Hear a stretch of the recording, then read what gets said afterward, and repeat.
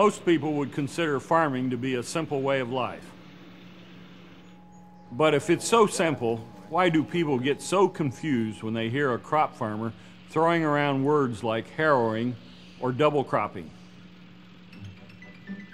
Hi, I'm Doc Sanders. As a large animal vet, I'm quick to separate the cows from the heifers and the sows from the boars, but when it comes to crop farming, it may seem confusing.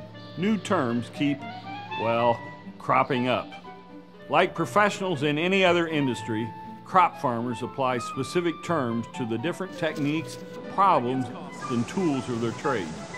And if you're confused about them, you're in luck, because we have ourselves an authority on agriculture, a connoisseur of combines and a scholar of silos, Gary Wilson. Actually, I'm an Ohio State University extension educator. Well, whatever his title, Gary's going to define the cream of the crop farming terms and explain why boom irrigation isn't nearly as exciting as it sounds, and why corn belt doesn't refer to a fashion accessory. One of our big industries in agriculture today is crop farming. Crop farming is big throughout the whole north-central area of the United States. And one major crop in Ohio and the surrounding Midwestern states is corn. In fact, there's a specific phrase used to describe this region. That whole area many times we'll refer to as the Corn Belt. And the Corn Belt will stretch from Iowa, Illinois, Indiana, and in all those places, corn is one of the primary crops, thus the name the Corn Belt. But as we plant these crops, we'll plant these in rows, thus the name of row cropping. Many times also throughout the rest of the country, anything from cotton to peanuts, you'll see that row cropping come into place. And some resourceful farmers even choose to grow more than one crop in the same season, which brings us to our next term. Double cropping is an area of farming that will try to get another crop in that same year. We'll primarily use that following winter wheat.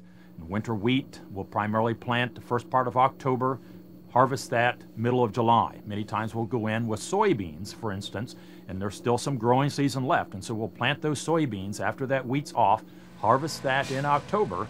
Thus we're able to get two crops in 1 year. But before these crops can grow strong and healthy, most farmers must go through a harrowing experience. As these farmers are planting these fields, before they plant those, many times they'll have to get implements out in those fields to work that ground down. One of the tools that they'll use is even called a harrow. That's the term harrowing, where they'll try to smooth that ground surface out a little bit to make that ground a little bit more suitable to plant those fields. And once planted, farmers who grow these crops can't just leave them high and dry. In some cases, irrigation is necessary. One of the things that every farmer is subject to is the elements of the weather. Sometimes it rains too much, sometimes it doesn't rain enough. Many times when we don't get enough rain, people might want to consider irrigation. Here in Ohio, we really don't do a whole lot of irrigation, but throughout the country, there's probably 1 million acres that's irrigated regularly.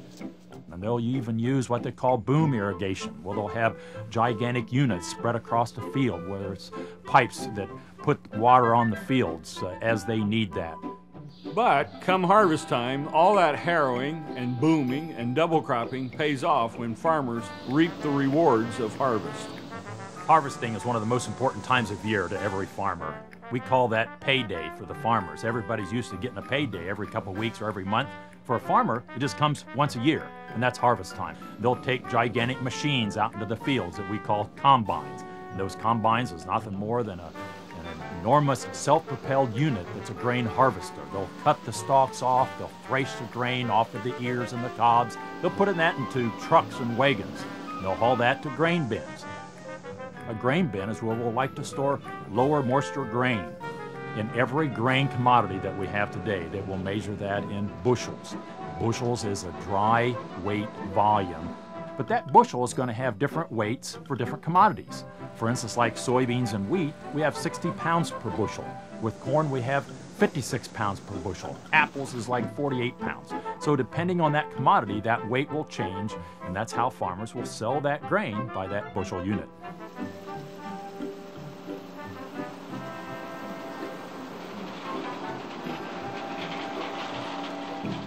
And what's left after harvest, corn stalks, shucks, leaves, and cobs, used to be called trash, but now it has a different name and an important job. Farmer's job is never really done. Even after he harvests that crop, he'll leave on the field what we call crop residue. And it's nothing more than just the remnants of what he just had harvested. He'll have the stalks and the leaves and the husks and so forth, and that's left on the field. Now, as he'll work with that in various ways. Many farmers are using a new practice today called conservation tillage. And conservation tillage is a practice where we're going to leave approximately 30% of that residue on the soil, which is going to help his crop next year. But he's also going to be able to leave some residue on the soil to prevent soil erosion. And with all this planting and crop growing and harvesting, the soil beneath the crops can't just be treated like dirt. Farmers have come up with techniques to keep soil fresh throughout the growing seasons. Very, very important for every farmer to do everything they can do to maximize production. One of the practices that we use quite normally is called crop rotation. And that doesn't mean anything more other than each succeeding year they'll plant a different crop. So we've dug up the dirt on crop farming and remain relatively clean, which is more than I can say for the crop farmers working their fields.